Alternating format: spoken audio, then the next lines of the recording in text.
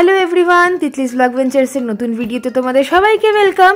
এখন বাজে সকাল 5:30 আর আমি রেডি হচ্ছি। নিশ্চয়ই ভাবছো কোথায় যাচ্ছি, কারণ কাল রাত্রেবেলায় হঠাৎ করে প্ল্যান হয়েছে গঙ্গাসাগর মেলায় যাওয়ার। তো ভাবলাম ট্রেডিশনালের মধ্যে কিছু পরবো। বিয়ের সময় বানিয়েছিলাম এই ড্রেসটা, ওটা পরেই একটু রেডি হয়ে নিচ্ছি। এখন কনফিউশনে আছি, চুলটা ছাড়া রাখবো না খোলা রাখবো। আলটিমেটলি ভাবলাম যে একটু ক্লিপ মেরে নেই, ছাড়াই থাক। মোটামুটি তো আমি রেডি হয়ে গেছি। ওদিকে বাবা মাও তাড়াতাড়ি আমাদের আগেই উঠে রেডি হয়ে গেছে, আর এদিকে নীলাদ্রি সকাল সকাল উঠেই ফোন ঘাঁটতে বসে গেছে। এখন তাড়াতাড়ি আমরা বেরিয়ে পড়ি। কচুবেড়িয়া বলে একটা জায়গা অবধি যাবো, যেটা আমাদের বাড়ি থেকে অলমোস্ট 80 কিলোমিটার মতন। এখন মা ফ্লাইওভার ক্রস করে আমরা রওনা দিচ্ছি। রাস্তায় বেশ 1-1.5 ঘন্টা ভালো ঘুমিয়ে নিয়েছি, দিয়ে দাঁড়ানো হলো একটা চা দোকানে, একটু চাটা খাবো। কি সুন্দর দেখো জায়গাটা, একটা স্পেশালিটি আছে, ওটা এক্ষুনি বলছি। ওই চা দোকানটাতে বাবা মা নীলাদ্রি সবাই দাঁড়িয়েছে, যাই একটু চা নিয়ে চা খাওয়া যাক। ওয়েদারটা খালি দেখো কি সুন্দর। আর এই যে জায়গাটা কুয়াশা পুরো মনে হচ্ছে, এই জায়গাটাতে পুরো জল আছে, কিন্তু ওই দূরে দেখো একটা লঞ্চও দাঁড়িয়ে রয়েছে। এত সুন্দর জায়গাটা, আমার মনে হচ্ছে কলকাতায় একটা এরকম জায়গা থাকলে আমি রোজ সকালে আসতাম চা খেতে। এত শান্তি। আমি এখন একটু বিস্কুট ডুবিয়ে ডুবিয়ে চা খাচ্ছি, এটা আমার বেশ সুন্দর একটা অভ্যাস। এখন বাজে হচ্ছে সকাল 8:30 মতন, কিন্তু দেখো চারিদিকে কত কুয়াশা। আর এত সুন্দর এই জায়গাটা, একটু গ্রাম্য গ্রাম্য পরিবেশ। জার্নিটা কিন্তু খুব মজা লাগছে, চারিদিকটা দেখতে দেখতে যাচ্ছি।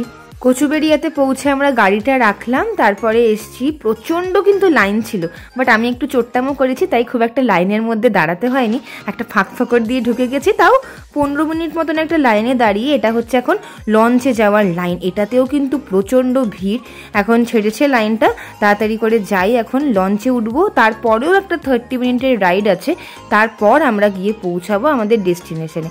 মা একটু ফটো সেশন করে নিল, এখন আমরা যাচ্ছি, লঞ্চে ঢুকবো। ভিড়টা খালি দেখো, লঞ্চের মধ্যে মারাত্মক ঠাসাঠাসি, প্রচুর দূর দূর থেকে লোক এসছে। আর এত সুন্দর লাগছে এই লঞ্চটা ছাড়ার পর, এত পাখি আসছে, আর সবাই এখানে পাখির খাবারও বিক্রি হচ্ছে, সবাই পাখিকে খাবার দিচ্ছে।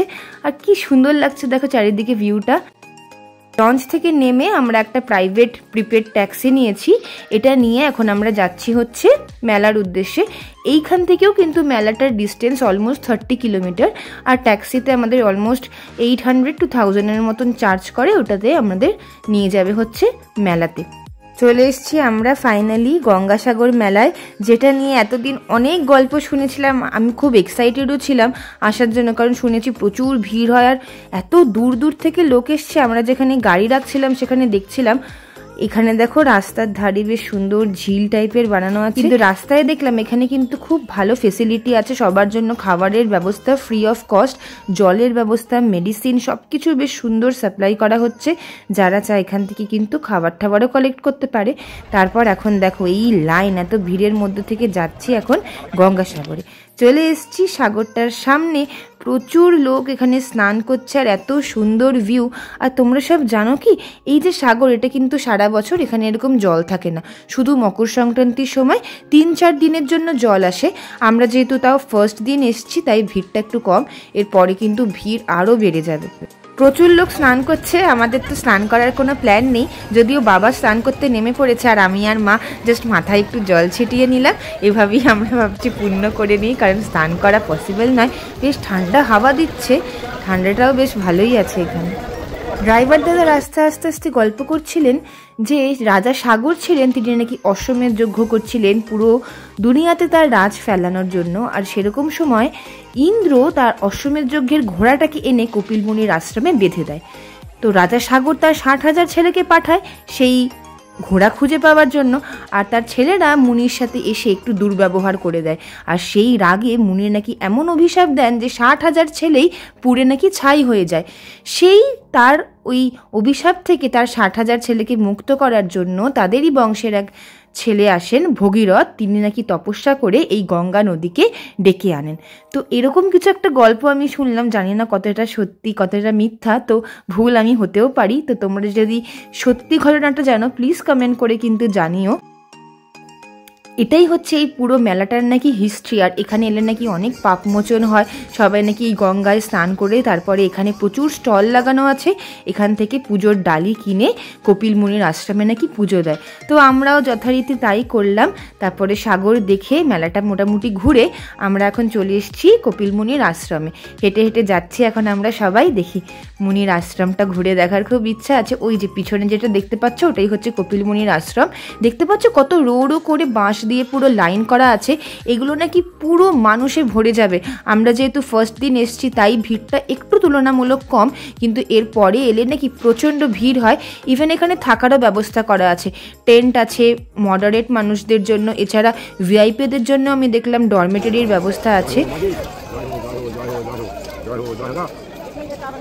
একজন সাধু বাবা এসে আমাদের বেশ টিকা লাগিয়ে দিল, বেশ এবার মনে হচ্ছে যে তীর্থ করতে এসেছি। এতক্ষণ এইটারই একটু কমই ছিল, আমিও বেশ পরে নিয়েছি তিলক কেটে। কেমন লাগছে বলো তো আমাকে তিলক কেটে? এই হচ্ছে আশ্রমটা। এরপর যাচ্ছি আমরা নাগা সাধুদের দেখতে। এটা আমি কোনোদিনও দেখিনি, শুধু গল্পই শুনেছিলাম যে এখানে নাকি প্রচুর নাগা সাধুর স্টল বসে। আমার তো কাছে যেতে একটু ভয়ই লাগছিল, দূর দূর থেকে ভিডিও করছিলাম, কিন্তু ওনারা বেশ ডাকছিলেন যে এদিকে আসে এদিকে আসার, অনেকে যাচ্ছিলেও কাছে। তারপরে মাথায় ওনারা একটু কী সব ঝাড়ফুঁক করে দিচ্ছিল, এরকমই এখানকার নিয়ম। তো এই দেখো লাইন দিয়ে কিন্তু স্টল বসানো, ভালোই লাগলো। মেলাটা মোটামুটি ঘুরলাম। এদিকে আমরা এখানে বেশ অনেক দোকান আছে, ওখান থেকে একটু খাওয়া দাওয়াও করে নিলাম, আমাদের লাঞ্চ সেরে নিয়েছি। এই হচ্ছে মাম্মাম। আর উপরে দেখো একটা চপার, আমরা যতক্ষণ মেলায় ছিলাম কোনো না কোনো একটা চপার কিন্তু কন্টিনিউ এই মেলার উপর থেকে ঘুরে যাচ্ছে। এটা হলো ওই গঙ্গাসাগর মেলার বাস স্ট্যান্ড। আমরা যখন ট্যাক্সি করে এসেছিলাম এখানেই দাঁড়িয়েছিলাম, এখান থেকে মেলাটা স্টার্ট করেছিলাম দেখা।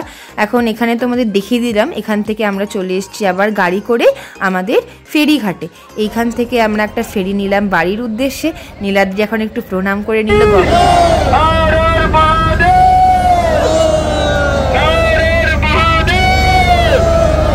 আমাদের ঘোরাটা তো খুব সুন্দর হলো। আর এই হলো পুরো গোধূলি টাইমের ভিউ, কি সিরিন বিউটি দেখো, অপূর্ব লাগলো। পুরো ট্রিপটা এত সাকসেসফুল হলো যে কি বলবো। তোমাদের কেমন লাগলো ভিডিওটা কমেন্ট করে অবশ্যই জানিও। ভালো লাগলে লাইক শেয়ার সাবস্ক্রাইব অবশ্যই করো। দেখা হচ্ছে পরের নেক্সট ভিডিওতে। Till then bye by.